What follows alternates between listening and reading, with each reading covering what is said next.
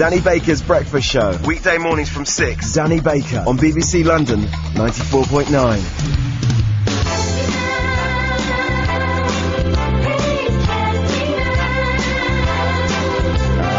English as tuppence and changing, yet changeless as canal water. Armoured and effete, nestling in green nowhere, Miss-Have a shambling Opsimath and eremite feudal still. The BBC London 94.9 Breakfast Show. So, our usual surprise guest build-up at 5 to 8 I didn't do, because frankly we didn't want the lines jammed up when we've got important phone-ins going, like people whose names rhyme, like Sybil Thibble.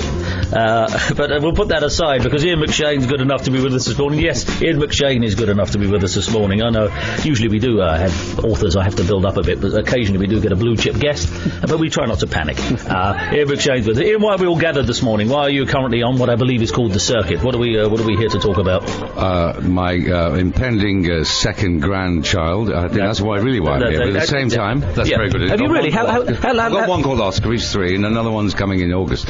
But I'll be back in LA filming Deadwood. So I took the chance to come over now and see my daughter and my kids. Oh, good. And you say impending. How long till the... She's supposed to give forth in August. Oh, August okay. So you got to go sometime. Well, congratulations. Thank you very much, Mr. Danny. And I'm here though to celebrate the first showing ever of Lovejoy on DVD and videotape. Well, it's the only way. It is getting to be, as television collapses and explodes and implodes simultaneously all around us. It's getting to be the only way to watch television. I've just been watching Pennies from Heaven yesterday, which is the first time that's ever been released. Something like Sopranos, I wait for the box sets and that's it. And now here we go with the Lovejoys. What do we got? Let's have a look on the back here. We've got that's the first series from '86 on 3 discs. I always look how many discs. 3 disc set. Is there any sweeter phrase in the English language than 3 disc set? So this takes you through the complete series 1 on 3 discs. And how long ago is that now? Series that's 1? '86. Yeah, it was a long time ago, kid. With the first series in '86, and then they wanted to produce it themselves, and we said no, we'll go back to America. So McEwen and I, who's my partner, produced it. And 3 years later, Jonathan Powell, who became head of control of BBC One, said, "That show, would you like to do it again?" So we came back in 1990, and the rest is, of course, 5 years. That's the thing. Yeah, so that's the very first one we ever did. The very first. And see, who's this 12-year-old kid who used to play Lovejoy? Exactly. So what does it look like? Have you been back through it yourself? Do you watch yourself, or are you one of No, I never. I mean, I produced that and directed some, so I was involved with it all the time. But no, I mean, are you somebody who's comfortable watching your own performances? Certainly. I mean, some films I don't remember doing them. I've never seen them. I mean, quite frankly, Well, what we tend to do on here sometimes, and it's fun as well as is go back through. I mean, genuinely, not trying to say, oh, that was an old, that was a terrible production. But I'll tell you that. Sometimes, but sometimes you go back through a CV and go through them. Let's go through them. Actors sitting here saying, "Man, I'd forgotten I was in that." It is possible to do that, isn't it? Let me just pull these out of the air. I don't know if this is absolutely all the way back, and I can't see all of these I've heard of. I'm trying to find something desperately here. I don't know. Wow, I've forgotten you was in Sexy Beast. I mean, I don't mean in that way, but of course, Sexy Beast. What a film! Well, that's a great movie. What a piece of work. That's a good movie. That was a great film, wasn't it? That's what they call a sleeper as well, wasn't it? Well, yeah, really, it's America. I mean, they put it out here. I was doing Witches of Eastwick on stage at the time, and it really didn't cause that ripple here. No. I mean, it came out and they ignored. I mean, Ray's terrific, and I thought he was very undervalued. But in America, it became this cult film which everybody in Hollywood is like their favourite movie, and did extremely well. And that is something that, as I say, DVD gives it quite rightly a prolonged life to, because that's how I first came to it, for shame anyway. But here we go. So what have we got here? I'm trying to find the other end of it. Hang on, no, we've done Murders in the Room. The Fifth Musketeer? 2 seconds. Murders in the Room. That's George C. Scott. That was good. Tell us about the Fifth Musketeer. Fifth Musketeer. The Musketeers when they're old. And I know, that was Cornel Wilde, all these names you'll know, Lloyd Bridges, Jose Ferrer, and Rex Harris and I were the bad politician, good politician, Colbert and Fouquet. And how was Rex? So old Rex was great. She really? Used to yell at people, "You're in my light, get out of it." That's what I like to hear. We do celebrate the great old. I had a fight with Cornel Wilde, who was, of course, Olympic fencing champion in 1948. And they said action, and he thought he was back at the gold medal. Straight for the eyes. Of course, Rex just had the one eye, of course. Rex, sexy Rexy. Possibly for a Cornell Ride joust. All right, because I can't find it in here. Because I'll tell you what, Graham, could you get the Internet Movie Database version of it? Because they go right back. So what would, if I'm looking, what would be your first screen appearance? But The Wild and the Willing. John Hurt, me, Samantha Egger, Johnny Briggs, Jeremy Brett. Sounds like a couple of cold drinks might have been taken. It was J. Arthur Rank's attempt at the New Wave, which didn't really go down too well, you know. Yeah, I was having an affair with my professor's wife, Jimmy Maskell. I was 18, fresh from RADA, so it was, you know, where's the black and tan? Thank you very much indeed, Robbie. Fall down. What's a camera? Never done anything before. But that's another one. That'll be out on DVD soon, yes. Are you surprised sometimes going through the channels when you come on, you know, on the Late Show or whatever? I mean, most of your big works are a given, but does that really happen? You see it in film sometimes, actors sitting, oh dear. No, I watch mostly sport, like your sport and news and films, and I try, you know, I don't go on that thing like what's coming up next, and I'm films are on. No, I'm not fond of watching old movies. Who do you get mistaken for? Just on that, you know, do people ever come up and say, I was watching you last night, and it's never you, it's he gets taken for Ken Livingstone over there. I am Russell Grant. Thank you very much indeed, everybody. Do you ever get taken with someone? No, I once got for somebody who wrote to me and said, I think you're a marvellous actor, could you send me 10 autographed pictures of Terence Stamp? That was cute, you know, it was good. It was non sequitur like and very, very funny. Right, I've got the proper list here. Here we go. Oh, yes, The Wild and the Willing. Funny noises with their mouths. Oh, that was that's Alan Sharp, the great Scots. That was Michael Caine and me. Michael Caine, live television. We've got two friends come out of the army. 1963. I'm younger than Michael. Yeah, it's 63. I'll just pull these out there, see if we can. Oh, of course, if it's Tuesday, this must be Belgium. That's right, yeah. That was a big film at the time. American movie. I played the British tour guide who took them all around Europe. And we filmed it all around Europe. One of the first films they did on location. Yeah. But there was that, and it's a 2'6" above high ground world. At the time, there was a phase when movies had a huge, unwieldy titles. And if it's Tuesday, this must be Belgium. Well, that comes from the famous American tourist. As he takes his bag out of the hotel, they say, you know, where are we? He says, well, if it's Tuesday, this must be Belgium.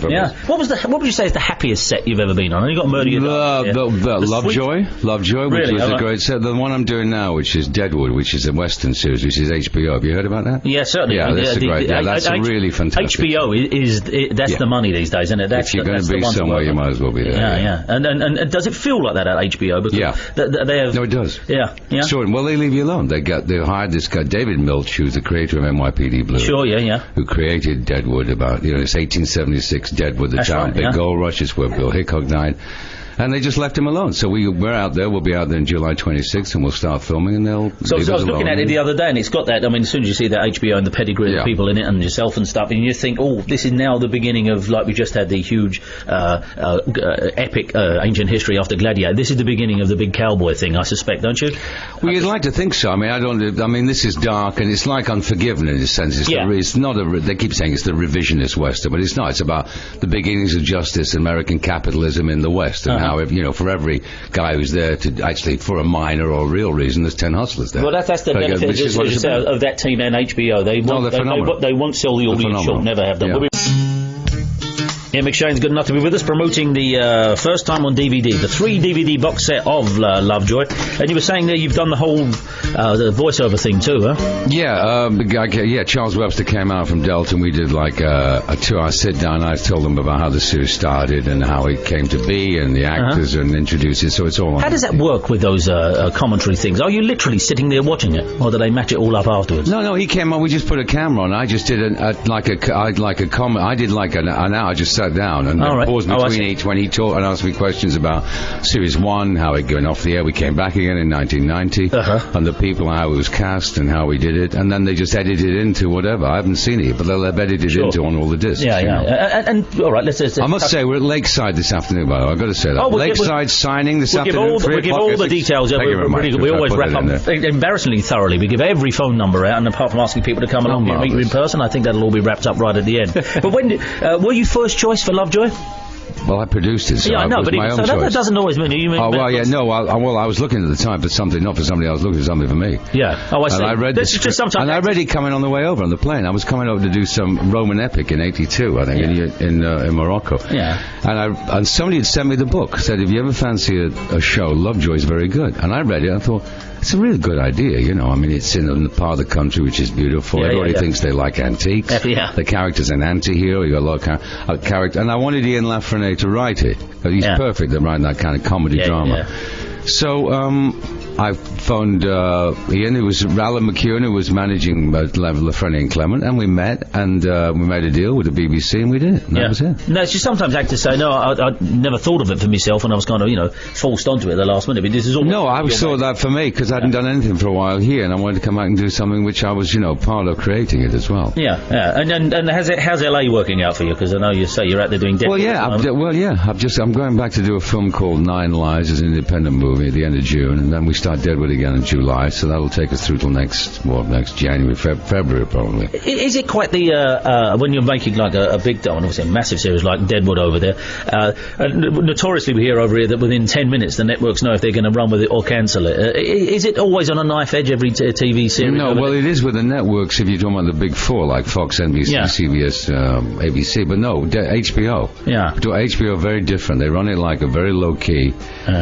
I mean, they've had success almost since the start, and with what they do is they attract top talent, like the guy who does The Sopranos, David Chase. The guy who there's a show there who's on which you don't get here, called The Wire, which is fantastic, on HBO, which is about an undercover wiretap cops in Baltimore. They haven't saw it, but it's a fantastic show. A guy called David Simon who's that. And our show is David Milch, who did NYPD Blue. And they just hire them and say, leave you alone, write it and do it, and there you go. But they don't come knocking, no. And we were renewed the week we opened. Wow. That's well, it opened to the highest viewing figures ever for HBO, like 5.8 million or whatever, after we followed The Sopranos. And as I was saying before, it feels differently, does it? I mean, when you are working there, it doesn't feel like you got the NBC. No, they're not. They're not around. They come down, they're very casual. They come down and occasionally say hello, have a cup of coffee and leave. But it's not like they're editing all the time. I'm sure they obviously they have their input. And how about your social life over there in LA? Well, you don't have one when you're doing a show. I mean, social life is Saturday mornings, I get up and I watch football, English football. You do tell us about that. You actually watch. He watches 6 Premier League games every week. Every Saturday and Sunday, staggered from 7, 9, and 11 a.m. Yeah, it's wonderful. On the big plasma. Thank you very much. Beautiful. What a sweet gig. Put the scarf on, you know. Who's your mob? Who is your mob? Oh, it's United. My dad played for Manchester. I know. We won't talk about that. No, I don't. Of course we can talk about that. We did talk about that. I would say Manchester United to us was a small war in a far off country. We got no. When are we going to meet again? We couldn't care less. Who did the bigger lap of honour at the end? But that was a pretty underwhelming game, wasn't it? That was the sad part. It was underwhelming. It was a shocking game. Or misunderestimated, as Mr. Bush would say. Jesus Christ. And do you ever get there these days? When you come sometimes, yeah. But when I come, usually in the beginning of the season, Danny. But I haven't been for 2 years. I've been over there working, so I haven't been. I saw the Summer game last year. They played in Los Angeles. Who should you support? I'm not going to go down that road of everyone's a Man United supporter, but by birth, who should you support? Well, my dad played for him in the 50s, and I was born there, so Manchester. So I think. Oh, okay. I apologise. I didn't know. Not at all. I thought maybe you were no. Actually from you mean like Angus Dayton and all those exactly people? Exactly. And I don't eat prawn sandwiches, but you do see some very funny people in the rooms there sometimes. But there's quite a few people who are born in Bury who find. I mean, that's why I couldn't. I mean, I must say, even out there when they've got the things over the side, Crewe Reds, you think, but you've got a perfectly decent team there in Crewe, haven't you? With the highest, well, perhaps they've got a team there in Crewe. Let's go back to some of these. What have we got here? 84. No, let's go back to the 6th. Okay. Journey Out of Fear. Journey into Fear. Journey into Fear. That was the remake of the Orson Welles film, but that was very funny because I got to work with on that. Zero Mostel, Vincent Price, Donald Pleasance. It was one of those all-star remakes. Yeah. With it was great. That must be 19. That was when my son was born. Yeah, that's 1974, I think. 75. Unlucky. That was released 75, made in 1974. Oh, you always do that, huh? I know. Ian, you wouldn't believe the amount of people who are sitting here saying, "No, I don't remember a lot about that." I remember that because my kid was born before I went on location. Yeah. All right, here let's have a look. Vincent Price kept saying, "How's the child? How's the baby?" I said, "Nothing to do with you. He was fine, thank you, Vincent." I was watching him yesterday. He was in the Elvis film. He was watching the Elvis film, The Trouble with Girls, or Girl Trouble, 1969, and there he was, playing a huckster, strangely. There it is. All right, here's one. What can you tell us about the left hand of Gemini? That must be an episode of a series, mustn't it? I don't know. There's no. It's got all your characters. What year is it? 72.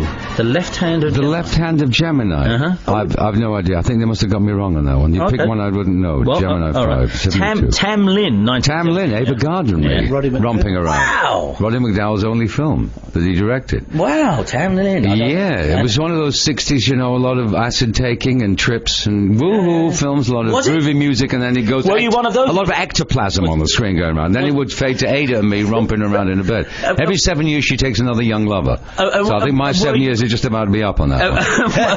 And were you? Did you do a lot of research for that kind of hippie, trippy role? Or you betcha. Well, I'd done it all already. Actually, Danny was, you know. Did you ever flirt with the rock and roll lifestyle yourself? I mean, you know, you're wonderfully well preserved. You did say you're looking back at somebody who did in '63 and talk about Michael Caine. I mean, you're thinking really because people might tend to believe it all began with Lovejoy. I did it all early. I think I parted when I should have done, which was between 1960 and 1984. Good and then for I you. said, "Thank you very much. It's time to go back to work." Good for you. Yeah. There is a little. No, have you ever been on the verge of jacking in this business? Was there ever a time you thought? No, I had too much fun. Always, I think. Yeah. I mean, I think sometimes you can get it taken too seriously, or you get. I always had a good time. Always try to have a good time. And no. But no. I think if I'd lived in this country all the time, I'd be playing a lot of golf courses. In front of my golf course, enjoying the red wine and saying, where are we now? If it's Tuesday, it must be the Crew, Alexander Theatre. We're doing a remake of some Chekhov play. I'd like to say hello. Have your choices always been right in that respect? Because a lot of people say, I couldn't bear LA, and you have no problem with it. I have no problem with that because I've worked on and off there a lot all my life as well. I mean, I think if you go there, it's a business town. Yeah. So if you go there with it like, I really don't want to be here, well, you shouldn't be there, should you? That's good. That's good. If they say, we'd like to talk to you about this project, well, I don't talk to people. I mean, it's no good. You've got to go there and enjoy it. Like you do, otherwise what? You say, excuse me, I'm here to do a film. Will you audition? No, I can't do that. I'm just here to do a film. Well, do it on your own then, you know. Yeah. No, it's about, a lot of English actors get intimidated, I think, by that, or sometimes. But this worked out a different way. I was here, and they asked me to go over there and talk to them about it, and it worked out for Deadwood. You say, you got Deadwood, and you say you're starting another movie. Hoary old question that it is. Are you most comfortable on film? I mean, No, I mean, I did Witches of Eastwick on stage 3 years ago, but I think after that experience, I am more comfortable on film. I thought that.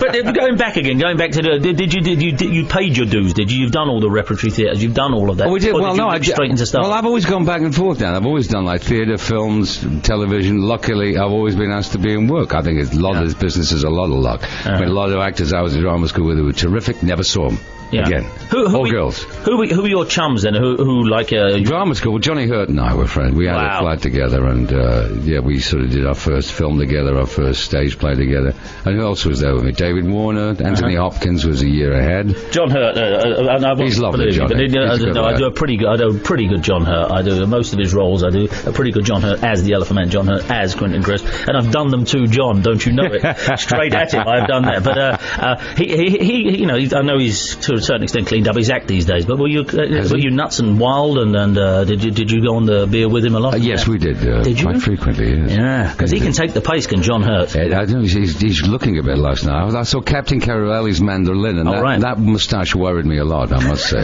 Do you see him much? No, occasionally I see him. Yeah, but he lives in Ireland now, Johnny. I think, and you're in LA. You see, I've got to tell you, apart from your work speaks for itself, but I've never struggled so much to come up with obscure items from someone's CV. So that speaks volumes, I suspect. But Rogues Gallery playing David Garrick. That was a series about about the theatre in the Elizabethan times with Jim Dale and Arthur Lowe. Is it? You see, none of these things are like with Joe Schmo from That was for Granada. That went straight down the toilet. All of these copper bottom vehicles. Ian, what about the other? I mean, working with these people on Lovejoy for so long, did you kind of form a lasting friendship with them, or is it the kind of? I mean, I see Dudley now. I see Dudley Sutton now and again. You know, all you have to do is go down King's Road and he'll pass by on his bike now. You know, and he's stand open-toed notes handled.